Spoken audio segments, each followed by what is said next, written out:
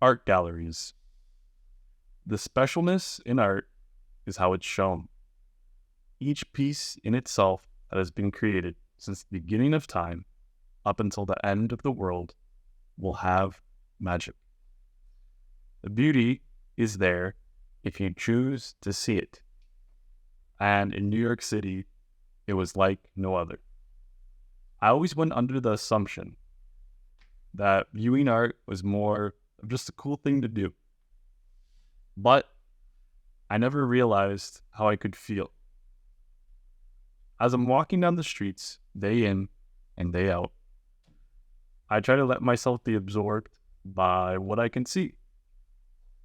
In one of my first days of being in New York, I happened to catch something out of the ordinary, which I could only describe as mythical. In the corner of a window, I saw one of Keith Haring's art pieces hanging there, titled Totem. I was left in shock. I thought, how did I get so lucky to find this? Which then followed me entering to see what other virtues I could find. Now, when I assumed what an art gallery was, I always imagined it as a calm, quiet, and drab space. Most people going in just to relax, while in some cases that can be the case. In others, it's not. Here, in this one, there was music bumping and banging, which I can only describe as phenomenal. The art in itself is static, but through the music, it came to light. And I knew, for an example, that I was always into art, and I was always there, but I never knew how much love I could have from actually going to a museum and looking at it in person, face to face. From artists like Robert Longo, Basquiat, Keith Haring, Andy Warhol, Mr. Brainwash, Rich Simmons, and Banksy, just to name a few. I was at the epicenter of the creative establishment. And that's how it went.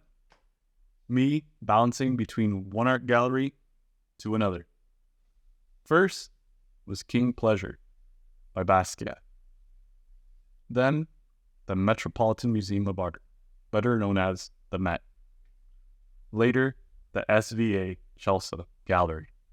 And finally, the MoMA. Through all these moments, I can't describe one as being solely the best. I viewed works from Picasso, Michelangelo, Bacon, Pollock, de Kooning, Rosenquist, Yoko Ono, Alexander Calder, and so many more. And each left me with a different flavor to be appreciated. The ones I enjoyed the most were the ones that could pull me into a new experience or make me feel something I'd never felt before. Internally, it needed to kick. So, to give names to the pieces that gave life and inspired me here in New York are just a few to show.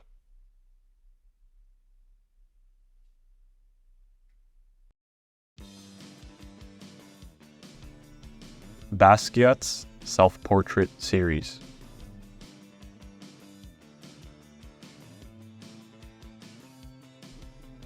Bernac by Basquiat.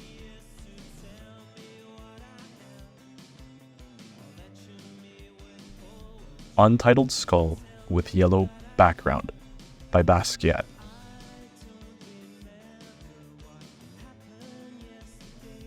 Murals in Palladium VIP Room. TV display in Palladium depicting New York City nightlife in the 1980s.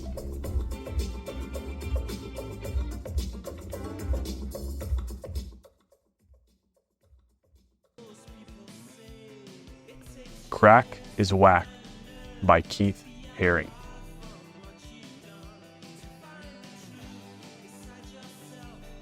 Robert Longo, Men in the Cities series.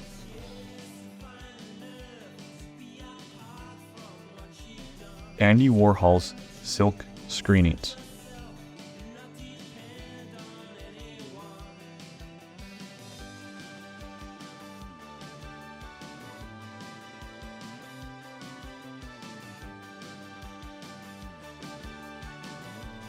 The Metropolitan Museum, in America, an anthology, fashion.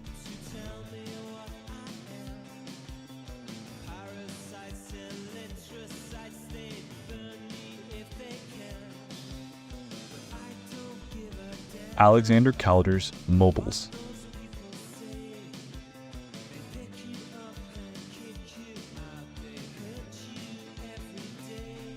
Barbara Kruger, Thinking of You. I mean me, I mean you.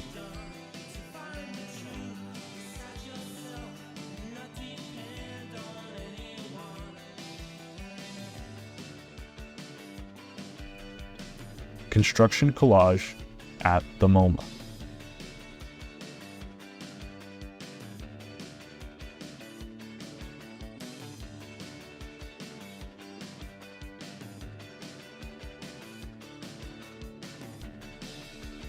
F-111, Rosenquist.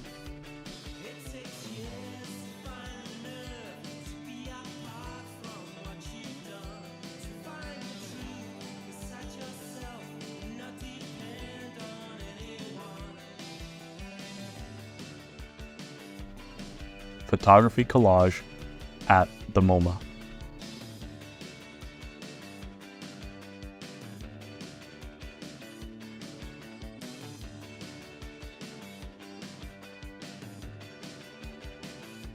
Jackson Pollock, Autumn Rhythm, number 30.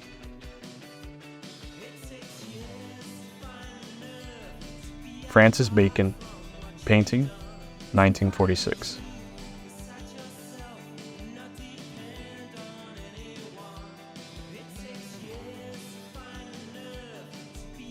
Keith Haring, Once Upon a Time.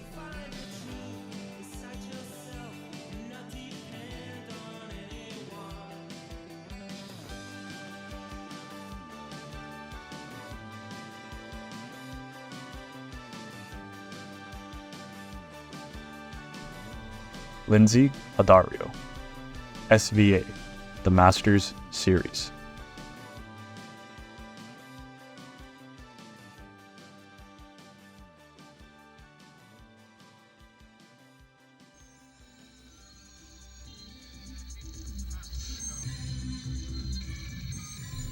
And Gretchen Bender's Dumping Core.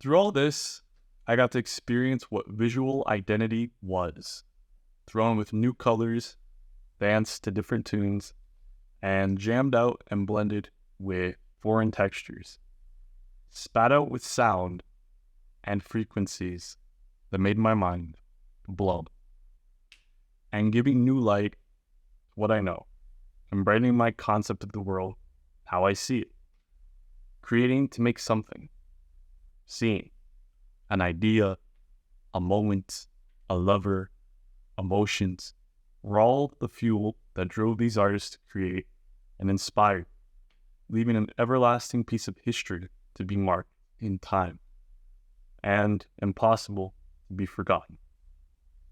Showing how, in reality, we are all not that different, and how some of us are just crazy enough to let our world from within escape into reality so that it can be perceived.